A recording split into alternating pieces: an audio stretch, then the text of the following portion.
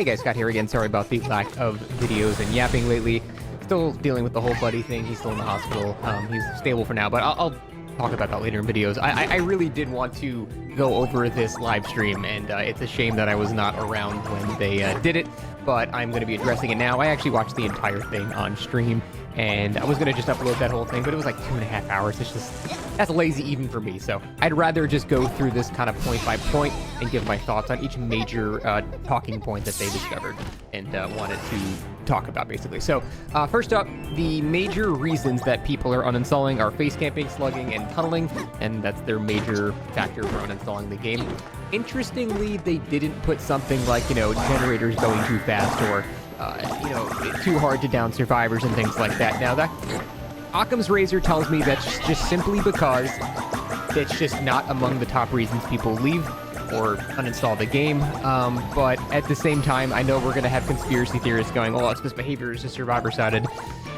Blah, blah, blah, blah. The point is, I have no idea. It would make sense that those are issues, but they're just simply not more pressing than, a guy being bled out for 4 minutes or a guy getting tunneled out of the match where they don't even get to, play the game. So, I don't know. I can't explain why they don't have that there, but there's a lot less devious reasons that stuff like that wouldn't be there, as likely face camping, slugging, and tunneling are in fact the main reasons that someone would want to stop playing the game, especially if they're inexperienced. Just very, very bad new player experience.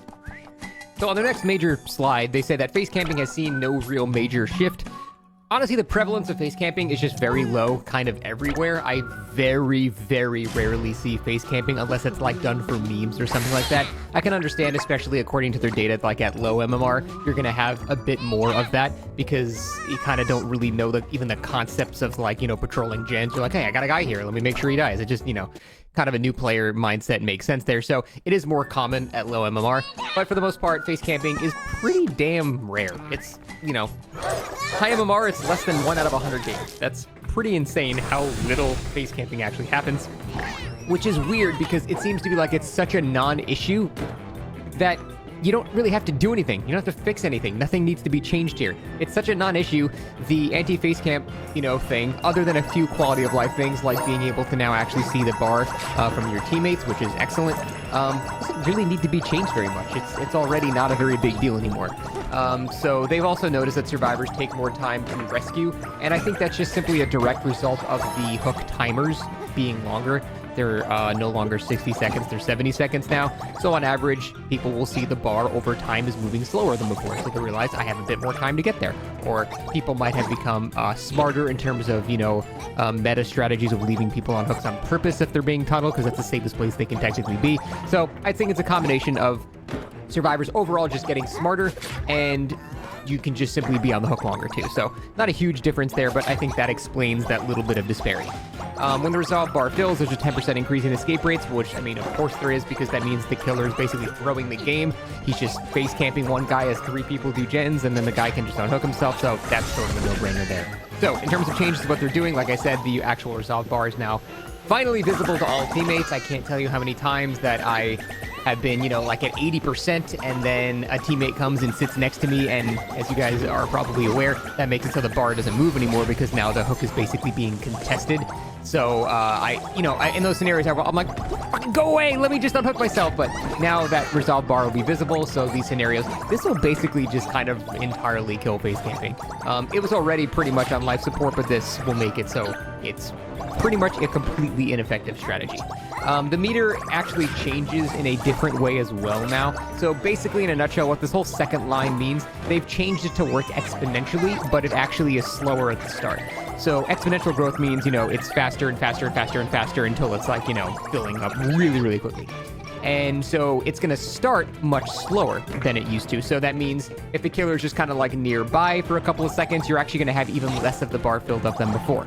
But if the killer continues to stay in that exact same area, it's going to start going up faster and faster and faster to the point where half the bar will fill up in 5 seconds or something. Now that requires a lot of just straight up face camping, so it's really not going to be abused or anything like that. The only thing that kind of worries me a tiny bit is increasing the range from 16 to 20 meters here. That means on maps like Midwich or the game, there could be some verticality issues where you're not camping, but it kind of thinks you are. I don't think it's going to be a huge issue. Like, people really don't understand how hard it is to fill that damn bar up. Like, it's so rare. I see a actual resolve bar unhook, like, maybe 1 out of 100 games. So it is definitely not a common thing at all. Knocked out my headphones there. And like I said, I don't really think this needs to be addressed very much at all. I think this is fine. I don't think it's going to be abused or anything. You can pretty much just continue to ignore the anti-face cam thing. If you're not doing it, this is not going to bother you, I would say 99 out of 100 times. Now, this is the section that interested me a lot. This is the section about tunneling. And the thing is, their data, to me, it makes absolutely no sense. But they start off by going and explaining what their definition of tunneling is, but the thing is, they're not consistent about it at all. This slide says going for the same survivor to get them out of the match as soon as possible. I think that's a completely fair and rational description of tunneling. But the problem is, they use more than that, and they have this as the result in terms of data. They're saying that in 40% of matches, there is tunneling. You guys might be aware I did an experiment a little while ago, closer to January 25 than now, so it would be closer to that 44% there. But I did an experiment where I did 50 games and counted the actual prevalence of real tunneling. And here's the thing, I had a very clear-cut definition of tunneling. It was going after the same person 3 times until they die, basically. Because if it's anything but that, I don't think it's really worthy of complaining about. And here is the actual, main point I have to make here. There are forms of tunneling and slugging and camping, frankly, that are all kind of acceptable. And there are forms that are worthy complaints. The problem is we need to draw the line in the sand of what is an acceptable form of these things and what is like, okay, this is really unfun for everybody. And we need to be clear about that line. Because if you for example, with this data, they would be like, okay, in Endgame, a guy gets unhooked, he's on death hook there, and the killer, that's the only injured guy, so he just downs him, hooks him, and then that's it. That on their data would count as tunneling, because it was the same guy hooked twice in a row. But anyone that has played this game more than 10 hours would go, okay, yeah, well, what else is the killer going to do?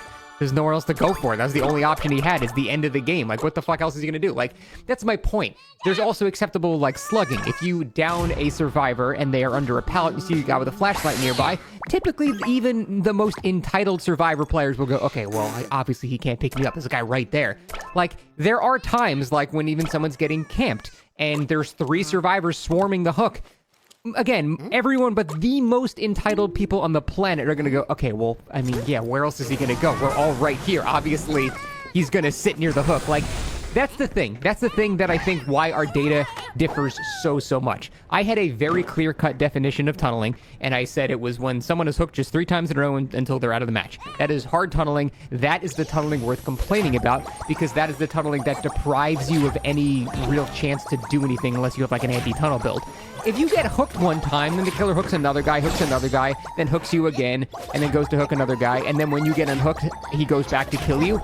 That's not hard tunneling. That's just, yeah, he hooked you twice in a row, and that sucks for you, but you still got a chance to do other things in between all of this. It's not like you were deprived of the ability to play the match, and I don't think catering to people who complain about that is the correct call. The first scenario where this is, hook, dead. That is, yeah, I agree something should probably be done about that, but if the killer is spreading hooks during the match and then happens to get 2 on you later or something like that in a row, I don't think that's really an issue worth complaining about. And the problem is, I didn't include that in my data, which is why I found tunneling was in 10 to 15% of my games. And they have found it to be in 40% of their games because they do include that in their criteria. They also, frankly, don't even know what the fuck their criteria is. The first definition they gave where, someone is just chased until they die, or they're, repeatedly chased until they die, that's fair. I think we can all agree with that there. But their second definition was if someone was hooked twice in a row at some point with no other variables there. And then their third definition, they didn't even know what the fuck they're talking about. And when I say tunneling, there's different ways that we're analyzing it. The first one is when you go for 1 survivor and only 1 survivor from the start of the match.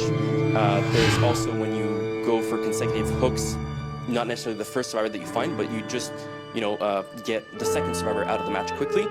And then there's the last one, which I'm completely blanking out on, but this is the overall of all these scenarios that we analyzed. So this may be a extremely narcissistic hot take. Don't take it too seriously, but I legitimately think my stupid little experiment with 50 anecdotal games and then I polled 3,000 people is more accurate to the actual amount of tunneling that goes on per match. Because I have been playing this game for 8 years. I have never in my life, in any streams I watch, any games I play, seen tunneling every other game. It just is not happening that much. And it's because, like I said, I think we are really bickering about the definitions of tunneling. Like, I don't consider hooking someone twice in a row after the killer's done other things to be tunneling. I don't consider that to be tunneling. And there's also so many other scenarios that can lead to that are not problematic. Like, if the guy if a survivor unhooks somebody, and then the guy that unhooked them just hides in a locker, the killer comes back and is like, okay, I guess I'm going for you. I don't see anybody else. Like, that's not something worthy of complaining about. You should bitch at your survivor there. You don't change Dead by Daylight to cater to that scenario. You tell that survivor he sucks and that he shouldn't do that. That's what I mean. There's a line in the sand that we have to draw between just sheer player incompetence and actually just really unfun mechanic that needs to be fixed. There is a line there, and I do think it's really clear to focus on that, because clearly, based on this data where they say it's happening in 40% of matches, they aren't doing that. This is a drastic overestimation of malicious or extremely unfun tunneling. Every other aspect of it usually allows the survivor to at least have a chance to breathe or do something else.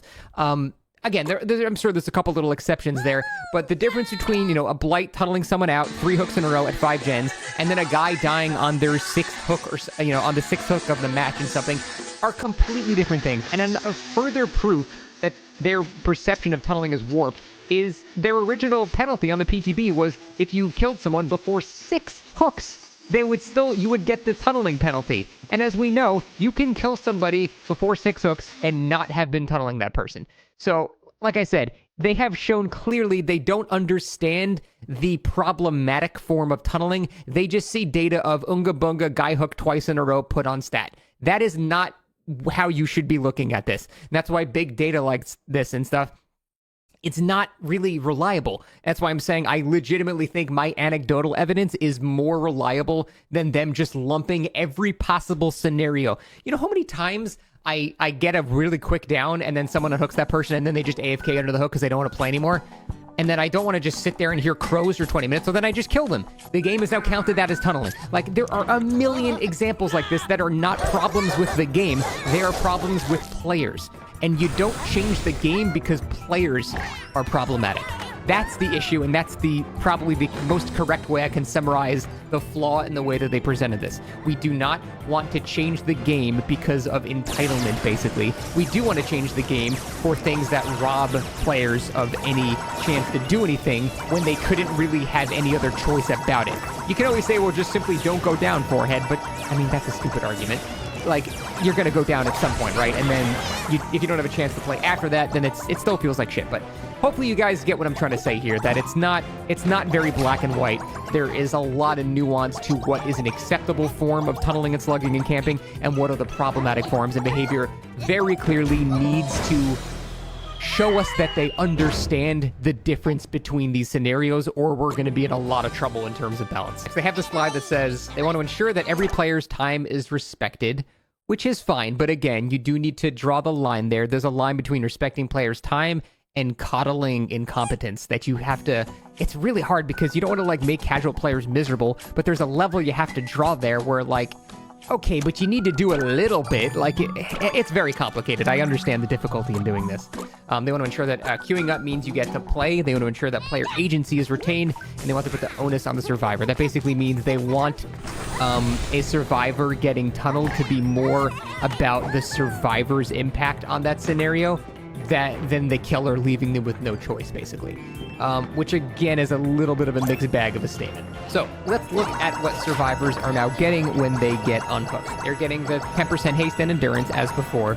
Now the problem is this shit lasts 30 seconds now. Previously, I don't know what they're going to do to perks like babysitter or borrowed time. You get endurance for 30 seconds. We even see it in the footage later. That is a lot of endurance, which means you can't wait out endurance anymore. You need to just hit them and get it over with, basically. The problem is they're going to be moving faster. They're going to be elusive, which means there's no aura, pools of blood, scratch mark. It's basically Iron Will and Lucky Break combined, basically. They make no sound, that's like the Iron Will part. No AFK points, meaning they can't, like, generate crows or anything. They can even see the killer's aura. I believe that lasts for, like, 10 seconds. And that's lost in, the standard way. So basically what they're doing here is making it so the killer no longer is going to have these weird penalties where if they get, 2 hooks in a row, blank happens, or if they get a kill before 6 hooks, you can't regress gens anymore. They're not making it that complicated. They're just simply going, okay, you know what? If you really want to tunnel this guy, you can.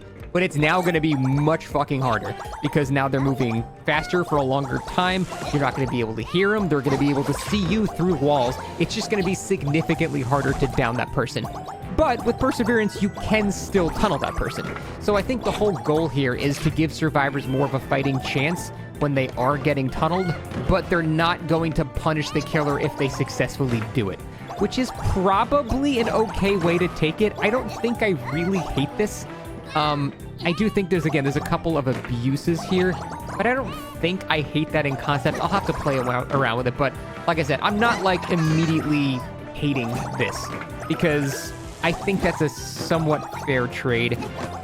I do think it does need to take the game state into account. If it's nearing the end of the match, these things should simply not exist. If there's, like, 1 or 2 gens left or a certain amount of progress, everything below the haste and endurance just simply shouldn't exist, because at that point, the killer needs to kill someone, and then it should really only be used to stop people from being tunneled, like, at 5 gens and, getting them out of the match quickly. That I'm fine with, but I really think this would work better with, like, a dynamic scale, accounting for how the match is going and things like that.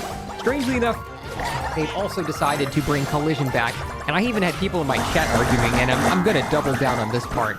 I don't understand how people are making the claim that having no collision was even worse for killer than survivors having collision. Because they're like, well, you could just phase into their model and force the auto aim. It's like, yeah, but that takes way more effort than just standing in front of someone and the killer can't walk past. That took way more effort. There were other things you could do, like wait at the loop or something like that, and then drop a pallet, but that's still no different from a scenario of just body blocking that same exact area, except now you actually have to use a resource on top of that too. Like, I don't buy the argument that somehow no collision was even worse for the killer. There's only positives for the killer in that scenario. Again, there were a couple of examples of it being obnoxious because this happened on the Crossu's PTB, and the Crossu was really heavily affected by body blocks, so people were like, oh, they're still doing it, and it feels bad. It's like, yeah, because for that exact killer and scenario, sure, that can feel really bad, but I still would have preferred the no collision, so I'm actually not happy they added that back. So, what do killers get now for going for unique hooks? Previously, we got like a barbecue and chili effect, we got like a pop goes the weasel effect, we got some haste to get somewhere else. We got kind of a decent amount of bonuses here. So now first up, we're getting Bloodlust for 15 seconds. They changed it to Bloodlust rather than Haste because Bloodlust is a flat value and Haste is multiplicative. So basically, Bloodlust only makes you move 0.2 meters a second faster. It's just a flat addition. Whereas if you were to be given 5% Haste, that would stack with like Spirit Phasing or Wraith moving faster while cloaked. Multiplicatively, you would move even faster. So changing that to a flat value, I understand, so it can't be comboed with powers and things like that, that's fine. But it's also kind of nothing. 5% Haste for 15 seconds, that goes away when you get into a chase. Alright, I'll get to a gen a second faster. Okay, it's basically a slap on the wrist. It's not really much of anything. He gets some more blood points now, which is great. But for the most part, I'll just blanket statement. Killers are really just not getting rewarded at all for getting unique hooks. This is more a deterrent for getting the same hooks than a benefit for getting unique hooks. So, killers, I believe, did not really get enough in this scenario, and I don't see the balance here. It's just, okay, you move a little bit faster, and it goes away on chase. It's essentially nothing. Just even the base kit pop, I would have preferred if they just like toned it down or something like that. Just give us something. Give us some incentive, but this is just basically no incentive at all. Next, we're going to go into Slugging, which I have always felt was not too big of a deal in this game, especially with things like We're Gonna Live Forever and just Exponential and Unbreakable and Conviction and Plot. This is just so many tools that help teams that are being slugged and stuff like that, that I've never really considered to be a huge, killer strength. Like, given the right time and the right scenario, occasional slugging is very smart and builds pressure and stuff like that. But I oftentimes, if I'm starting to go for multiple slugs, the chance of we're going to live forever or made for this and stuff like that, I end up like doing worse sometimes. So I've never really felt slugging was like, an overpowered problematic thing. And it's really not a very widespread issue, at least in terms of extended slugging. Across all MMRs, killers apparently slug for on average about 30 seconds, which not a very big deal. People were freaking out about 90-second self-unbreakable in the PTB with the average of 30 seconds. So we're not even close to that. So on the PTB, I was one of the few people that I didn't really care about the 90-second self-unbreakable thing, because I would say maybe 1 in 30 matches I'd actually slug someone for that long. It was such a rare thing for me that I personally just did not give a shit. But for the most part, I thought it was just fine. So how are they changing things? So the resolve bar now takes 120 seconds to fill. So it used to be 90 seconds after 90 seconds slugged. Consecutive times doesn't matter. It's just a cumulative thing. You'd be able to pick yourself up and sort of like an unbreakable effect. Now, if you went down again, you'd still have to recover for over 30 seconds to do it again. You don't just pop back up immediately, and you don't get the bonus recovery speed of unbreakable or anything like that. But it's still, the base kit takes 120 seconds. So if one guy is slugged, it's even slower than on PTB now. However, if there's like 2 people slugged, then it's closer to being, the 90 seconds that it used to be. And if there's 3 people slugged, then it's 66% faster. And then if the entire team is slugged, now you can all unbreakable in 40, 50 seconds. And I think this is honestly completely fine. I don't really think this is an issue at all. I think having someone slugged for, a little bit because they're under a pallet or something like that is fine. Maybe you get another down 2, and then you're able to chain that into a third one. You're still going to have 90 seconds to keep those 2 guys on the ground and try to get more pressure after a third down or something. But it's to the point where if you're just 4-man slugging, something's going horribly wrong for the survivors. And then being able to pick themselves up after 50 seconds, I don't really see as the end of the world. Because as killer, if you've gotten 4 downs like that, you have likely built so much pressure that you are in no position to lose anymore. You are very likely going to win that match. Now, there are scenarios like at the end of the game, maybe this should be disabled or something like that. If there's all the gens are done or something like that, I can see endgame scenarios where the killer's not actually winning. It's very close. And then these things shouldn't really take into count anymore. And I'm very consistent about my thoughts with that. I think a lot of these things are fine. They just need to take the state of the game into account. If there's 1 or 0 gens left, a lot of this shit should not even function whatsoever, because the game is basically over at that point, and there needs to be no more hand-holding. We basically need to let everyone play the match out, but not punish people once it's already over. That's kind of the vibes I've been going for here. But I think this is fine. I think, if you're slugging occasionally, this is actually going to make it even less powerful Survivor. But if you're 4-man slugging every game, you're going to feel this burn a lot more. And I kind of don't care. I think that's good. I think builds that rely on just slugging the entire team, until they bleed out, is just miserable and shouldn't be in the game. It's more of a killer-specific issue. You're going to be well, this hurts the Twins. And I'm yeah, but that's not a game problem. That's a Twins problem. The Twins' design just sucks. Will always be miserable to go against, and that's because the Twins is shit, not because the game is shit. So changing everything else because the Twins has the slug or the Oni has the slug, not a good idea in my opinion. There are killers that will be, like I said, disproportionately affected by this, but it's not really something you should cater the entire game around. In terms of other stuff in the actual stream that they did, a couple of the notable things. Colored scratch marks, very cool. I think that's going to be really nice for visibility on a lot of maps. And in fact, you can change it as the camera's rotating in the start. So if I'm on Ormond, I'm going to go for I'll keep them on red. But if I'm on Coldwind that's got an orange or yellow tint, I'm going to change it to blue. Makes it a lot easier to see. I think that's great. Surprised it took them almost 9 years to do that, but I'm very happy to see that. I think that's very, very good, so I'm happy to see that. There's also some Skull Merchant buffs, which are just hilarious because they were hey, we're doing a rework, we're doing a rework, we're doing a rework, we're doing a rework, we're doing a rework, we're doing a rework. Okay, here's some buffs. Is this enough? Is this fine? It's fine. All right, that's all you get. And then they're just going to fuck off. So I found that hilarious. I'm going to be completely unbiased and honest here. I don't give a shit about Skull Merchant whatsoever. So I don't care about that. That's it, though. I think that were the main issues in the actual video itself. There's some stuff about merch and stuff, but whatever. I think I covered all the main parts, but I'm going to call it here. I'm still absolutely exhausted, as you can probably tell by my voice, but that's it. Thanks for watching. See you next time.